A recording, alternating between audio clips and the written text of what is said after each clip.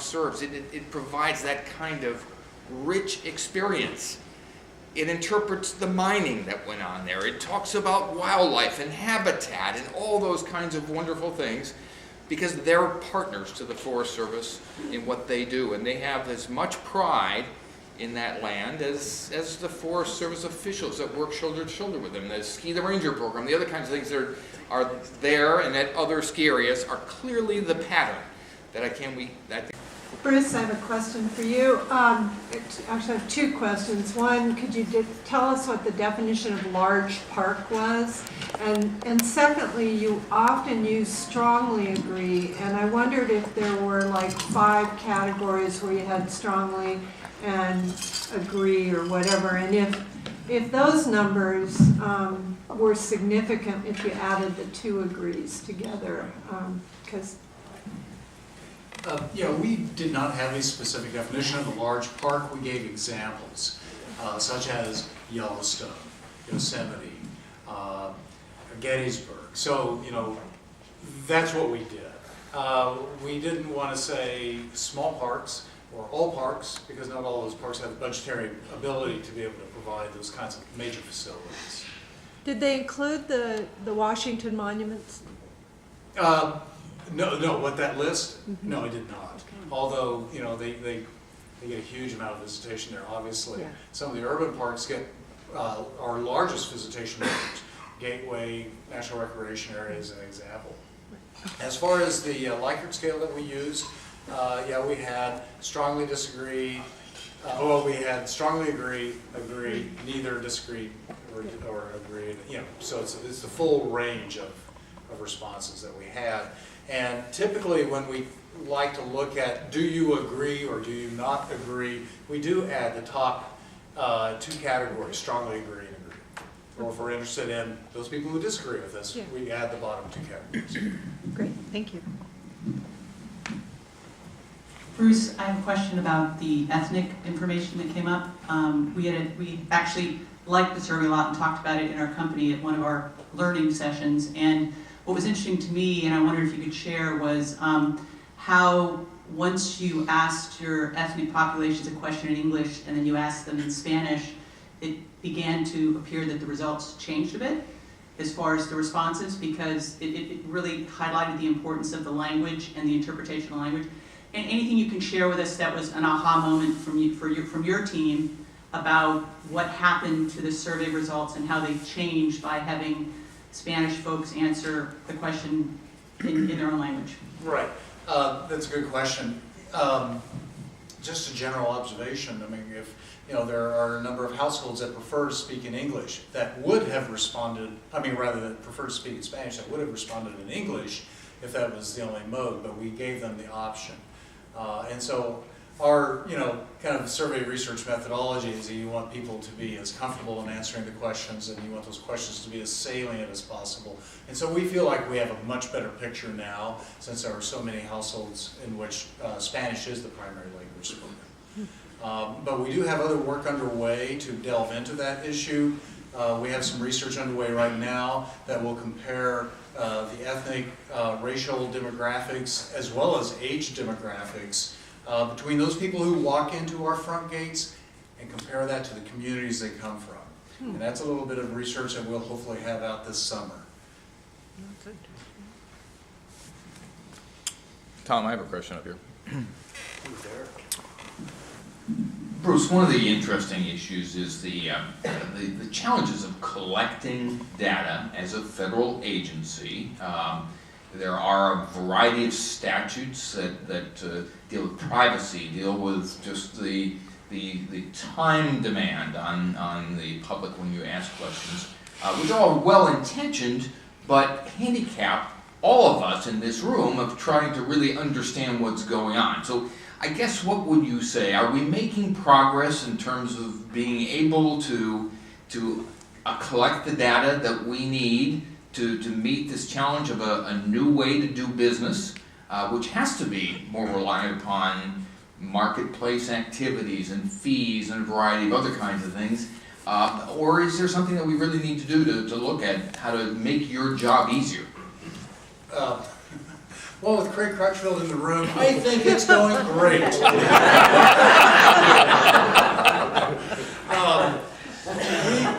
And I will only speak from the National Park Service experience in this regard, and every person who deals with this on the federal side in this room can have their own stories. I think that we went through a period in which we had a hard time getting surveys approved that we really wanted to get approved.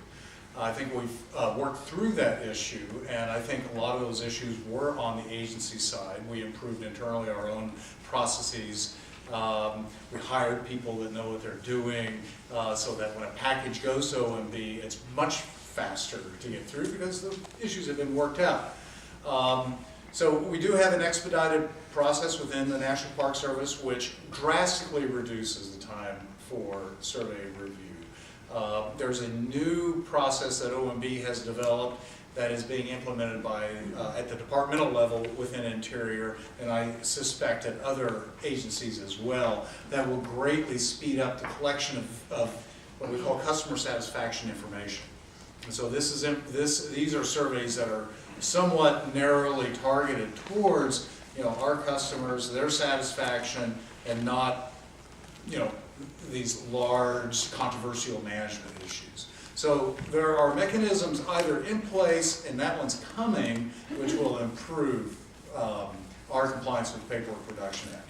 But, it's just like NEPA. We're with the government, we follow the law, and we follow NEPA, we follow the Paperwork Reduction Act. These are acts that I've seen some surveys that did not go through OMB review that would have benefited from that. And so our benefit from that, as far as the National Park Service, is that we are assured that there is not going to be a survey that will generate poor quality information, that we can rely on the information that's had another set of eyes, and that's beneficial. I admittedly am a fan of that process because I've seen it improve information collection, and I've seen improvements in the speed of the process. So I will allow others to disagree with me on that, but it's not the biggest impediment that we face. Yes, in the back.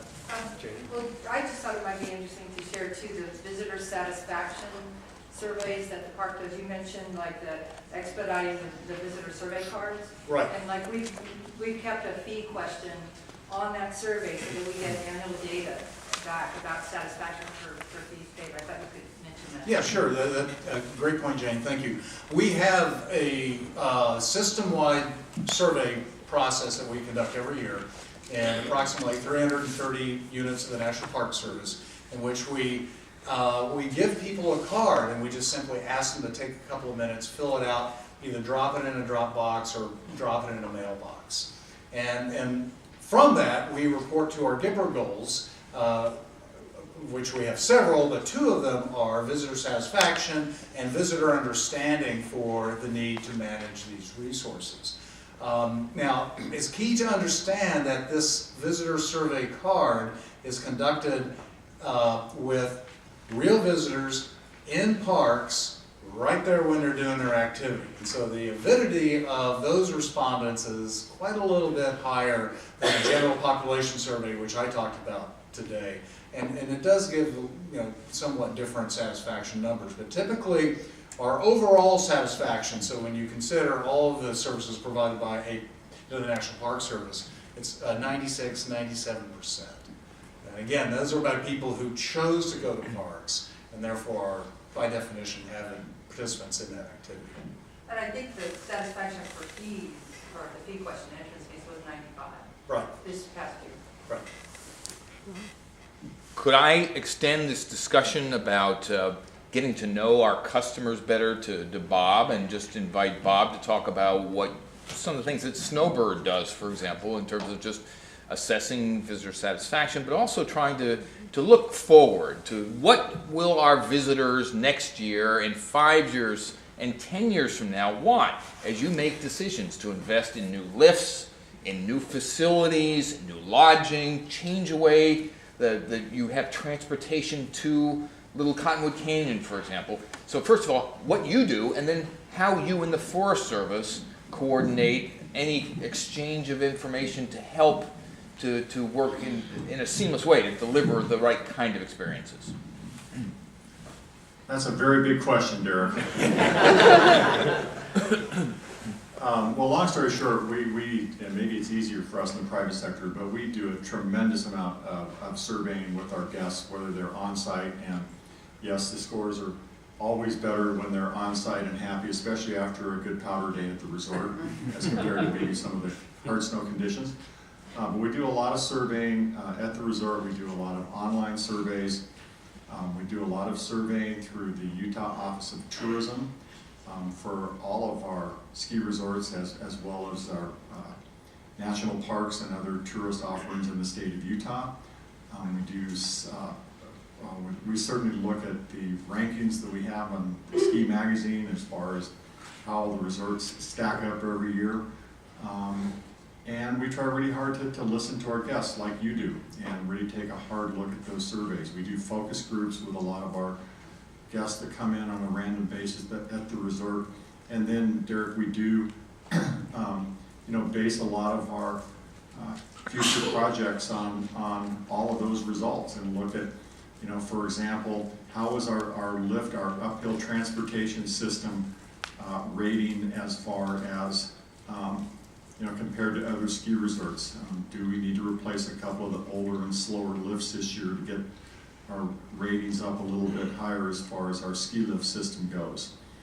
So we do a lot of surveying and base a lot of our decisions on those, as well as a lot of feedback from the great employee group that we have at the resort. If I could just comment briefly, the Forest Service hosts a couple of large survey instruments. One is the National Survey on Recreation and the Environment, which Dr. Jim Cordell has been doing out of our Southern Research Station for 30 years plus, I believe. That's not specific to the Forest Service, that's a population-wide survey, and it's about recreation trends in general, from urban areas to the federal estate. For 10 years, we've had the National Visitor Use Monitoring System, which surveys each national forest, 20% of the national forest each year. So we're through 2 cycles now, beginning to 2 points does not make a trend, but at least we've made it through that level.